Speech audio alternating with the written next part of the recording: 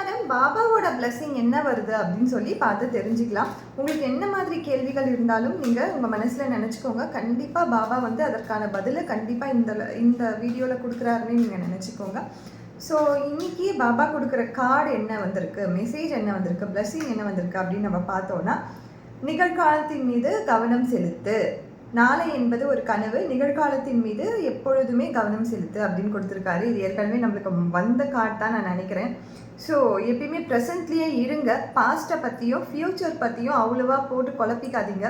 இப்போ இருக்க ப்ரெசன்ட் மூமெண்ட்டில் உங்களுக்கு பிடிச்ச தெய்வத்தை நம்புங்க, அவங்க மீது பாரத்தை போடுங்க. உங்களுக்கு என்னென்னலாம் நடக்குமோ கண்டிப்பாக அவங்களே நடத்தி வைப்பாங்க. உங்களுக்கு இப்போ மனசில் ஏதோ ஒரு வருத்தம் இருக்குது, யாரோ ஒருத்தவங்களுக்கு உடம்பு சரியாமல் இருக்குது, அவர் ஏதோ ஒரு ரீதியில் நீங்கள் இப்போ மனக்குழப்பத்தில் இருக்கீங்கன்னும் பொழுதும் பாபாவை முழுசாக நம்புங்க. நிகழ்காலத்தில் இப்போது இந்த ப்ரெசண்ட்டை நம்புங்க. கண்டிப்பாக லைஃப்பில் ஒரு சேஞ்ச் வரும்.